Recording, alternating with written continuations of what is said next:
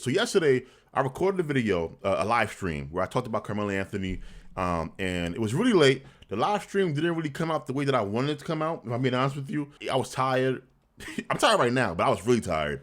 And I was kind of, making points that were redundant. I wasn't really explaining myself as clear and concise that I know I can. And so I decided, you know what, today, no live stream, just a video explaining the topic that you see here, right? And it's based on the Karmelo Anthony case, but not the case itself, kind of the reaction of what appears to be a growing number of black people to the case, and a warning and how I think is a mistake for black people to rally around Karmelo Anthony, right? So if you clicked on this video, you know about the Karmelo Anthony Austin Metcalf case. It was at a track meet. Some type of altercation ensued.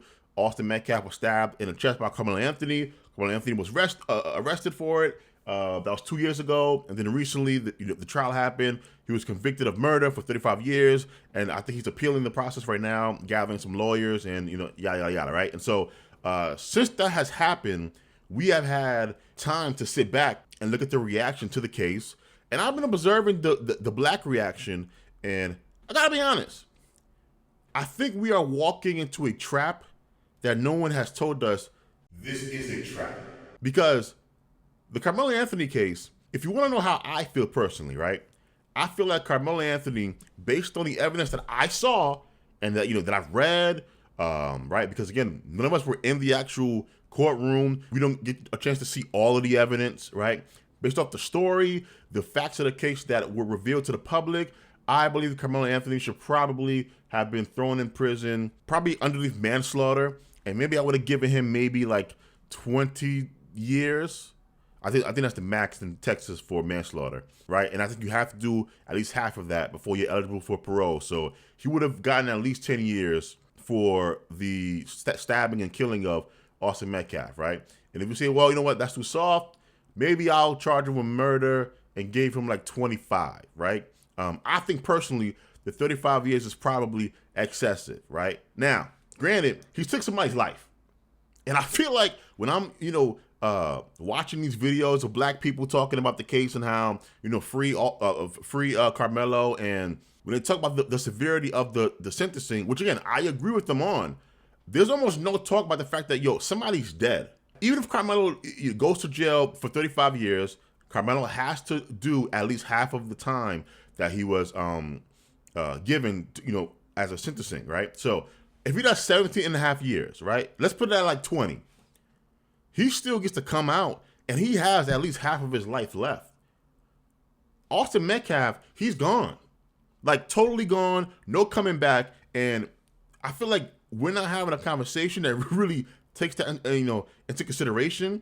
I am worried that the reason why we seem to not be valuing the life of Austin Metcalf is because he's white, and you would just pray that us being African Americans, black people, we wouldn't be kind of getting to this place where that we're carrying our own racism, where Austin Metcalf's life is worth less than, it should be because he was born white. I'm hoping that's not the case, right? But again, let's say I agree with you, black person, on too harsh, right? Because we can agree there. The sentencing that Karmelo Anthony got was too long. I still would not be burning political capital on behalf of Karmelo Anthony if I was a black person with any type of position of power, authority, or prestige. And I feel like too many black people that are in positions of power, authority, and prestige are dipping their toe in this case. I saw Jasmine Crockett speak about it. From everything that I understand, which I wasn't at the trial because obviously I got a day job, which I wasn't at the trial. I've seen, what was this guy's name? Oh my fucking God. Well, this dude here, he was talking to Karen Hunter about the case. Well, look, I know none of the facts of the case besides the objective. You and I weren't sitting in the jury booth. Well, look, I know none of the facts of the case besides the objective. You and I weren't sitting in the jury booth. We should not be burning political capital on this, all right? Political capital is something that you earn that is extremely valuable and that you have to spend and is finite, okay? You earn it, you need to spend it on something eventually, it is finite. And so if you go and you spend it on bullshit, then when you actually need to spend political capital, you don't have any political capital to spend. And even though I singled out kind of, black people that had like prestige, power, and like, privilege and stuff, right? This applies to us as a community as well. As a community, you have political capital.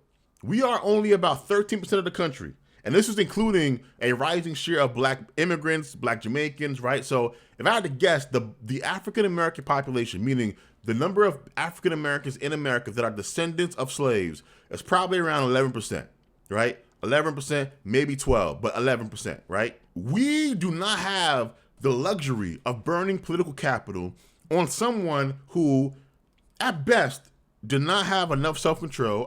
A young man, totally get it, a young man, and who is likely facing a uphill battle, however this turns out, right? Like, if he wins an appeal, the case is not overturned. It simply means he gets granted a new trial and we start this again from zero. This likely wouldn't happen for a couple of years. He's gonna spend years in prison anyway. And again, he killed somebody. When we're trying to advocate for the fact that African Americans get sentences that are longer on average in comparison to our white counterparts for the same crime, we should pick cases in which we would be viewed as more sympathetic to white Americans, to other non-white Americans, right? Hispanics, Asians, etc., right? Because again, our numbers aren't growing, right? We're not getting bigger. And in fact, we have one of the lowest birth rates in the country right now.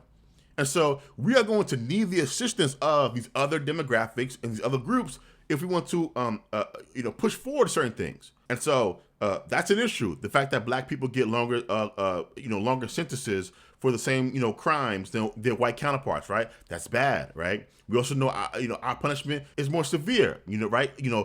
Stand your ground laws. I think when black people try to use the stand your ground defense, there's a large discrepancy in comparison to when white people do it, right?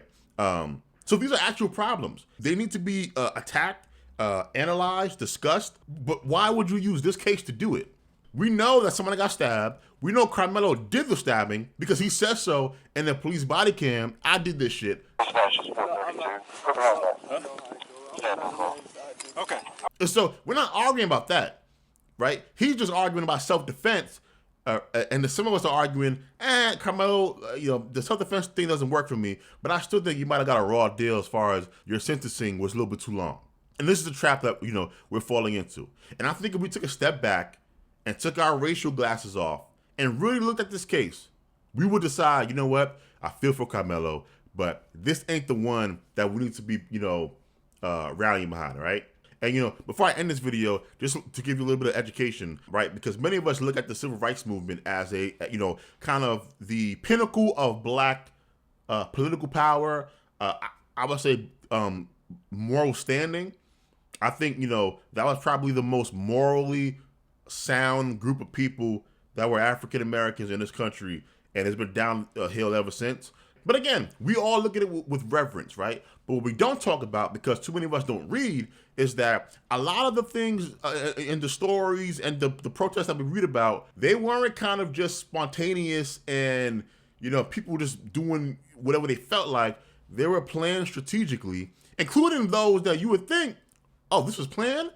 By that I mean Rosa Parks. For those of you that don't know, Rosa Parks was not the first person who refused to give up her seat for a white man.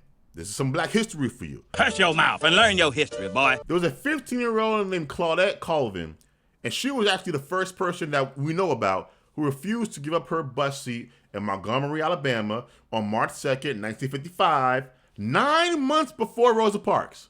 This is a NPR article. There are many reasons why Claudette Colvin has been pretty much forgotten. She hardly ever told her story when she moved to New York City. In her new community, hardly anyone was talking about integration. Instead, most people were talking about black enterprises, black power, and Malcolm X. When asked why she is little known and why everyone thinks only of Rosa Parks, Colvin says the NAACP and all the other black organizations felt Parks would be a good icon because, quote, she was an adult. They didn't think teenagers would be reliable. She also says Parks had the right hair and the right look.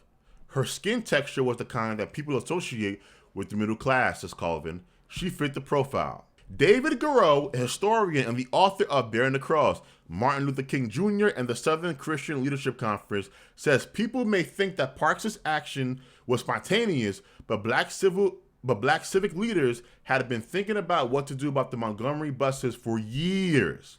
So, 15-year-old girl, probably darker than Rosa Parks, hair a little bit nappier than Rosa Parks. And so, the civil rights leaders decided correctly, this ain't the case that we're going to really rally behind. If we want to appeal to the white moderate, we're going to choose someone that the white moderate can perhaps see themselves in, more so than this, pregnant, dark-skinned, nappy-headed black girl. And again, I'm not saying that as a pejorative. It sucks that what happened to this 15-year-old girl, as far as her being forgot by history and everything. But the civil rights movement made the correct political calculation because it paid off. They actually won something.